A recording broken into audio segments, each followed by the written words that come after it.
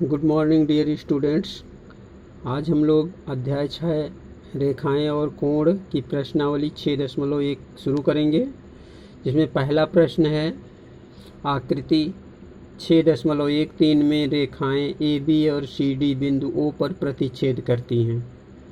यदि कोण ए ओ C plus कोण बी ओ ई बराबर 70 अंश है और कोण बी ओ डी बराबर 40 अंश है, तो कोण बी ओ ई और प्रतिवर्ती कोण सी ओ ई ज्ञात कीजिए।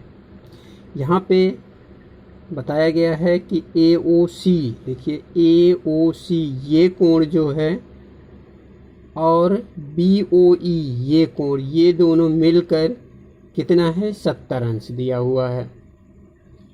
और कोण बी ओ डी यह कोण जो है ये 40 अंश दिया हुआ है, 40 अंश। हमें ज्ञात करना है कोण बी ओ ई, यह कोण हमें ज्ञात करना है। तो सबसे पहले यहाँ पे हम देखेंगे कि ए बी एक सीधी रेखा है, तो कोण ए ओ सी, कोण सी ओ ई और कोण बी ओ ई तीनों को मिलाकर 180 अंश होगा, क्योंकि सीधी रेखा ये ए बी सीधी रेखा है और सीधी रेखा के एक ही ओर बने कोणों का योग 180 अंश होता है।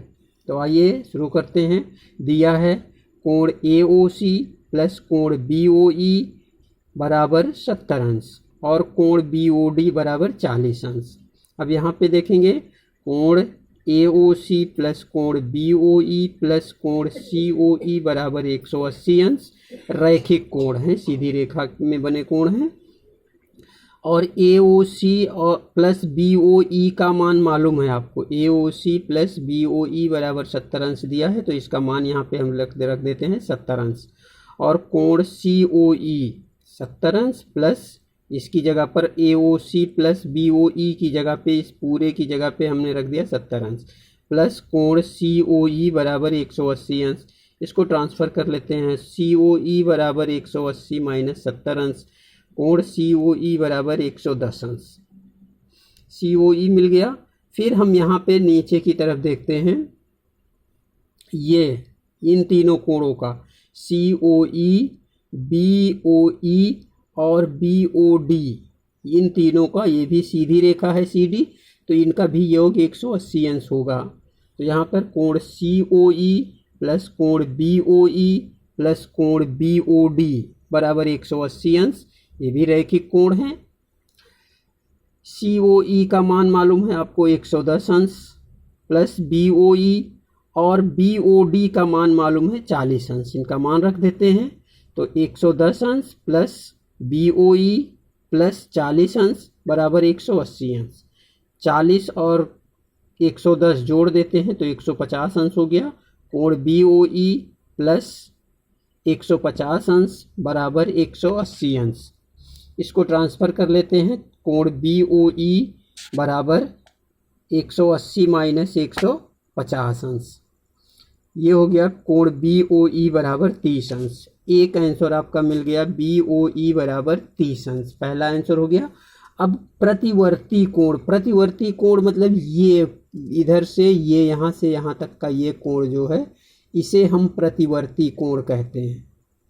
तो अगर ये संपूर्ण कोण है पूरा, इसमें से अगर हम सी ओ ई निकाल दें तो ये प्रतिवर्ती कोण हो जाएगा, या अगर हम इसको इन चारों को जोड़ दें तब भी प्रतिवर्ती कोण मिलेगा। लेकिन हम 360 में से ये कोण सी ओ ई निकाल देंगे तो हमें ये प्रतिवर्ती कोण सी ओ ई मिल जाएगा। तो प्रतिवर्ती कोण सी ओ ई बराबर संपूर्ण कोण माइनस कोण सी ओ ई। संपूर्ण कोण कितना होता है 360 अंश माइनस सी ओ ई, यहाँ पे आपने निकाला था सी ओ ई, कितना निकाला था 110 अंश। तो सी ओ ई घटा देते हैं इसमें से, 360 माइनस 110 बराबर 250 अंश। ये दूसरा आंसर हो गया आपका। पहला क्वेश्चन कंप्लीट हुआ। दूसरा क्वेश्चन देखेंगे। यदि आकृति 6.14 में रेखाएं एक्स वाई और यम एन बिंदु ओ पर प्रतिच्छेद करती हैं, यदि कोण पी ओ वाई बराबर 90 अंश और ए अनुपाते बी बराबर 2:3, A ratio B is equal 2:3 है, तो सी का मान ज्ञात कीजिए।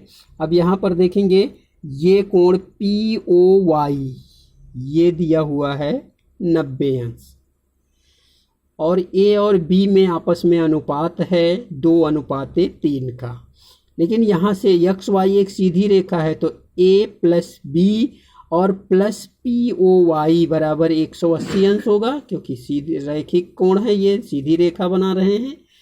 तो यहाँ पे दिया है पी ओ वाई बराबर 90 अंश, A ratio B is equal 2:3। अब यहाँ पे ए प्लस बी प्लस कोण P O Y is equal 180 degree 180 अंश। क्यों? क्योंकि ये रैखिक कोण बना रहे हैं। ए प्लस बी प्लस 90, क्योंकि पी ओ वाई का मान 90 डिग्री है, 90 अंश है, तो ए प्लस बी प्लस 90 अंश बराबर 180 अंश। ए प्लस बी बराबर 180 माइनस 90, ए प्लस बी बराबर 90 अंश, परंतु ए रेशियो बी बराबर है 2:3 के, तब ए अनुपाते बी बराबर 2:3 ये दिया हुआ है। अब इसको हम इस तरह से लिख सकते हैं कि ए बटे बी बराबर 2/3, बी को इधर ट्रांसफ़र करते हैं तो बी का इधर मल्टीपल हो जाएगा, तो ए बराबर हो जाएगा 2/3 बी। मान रखने पर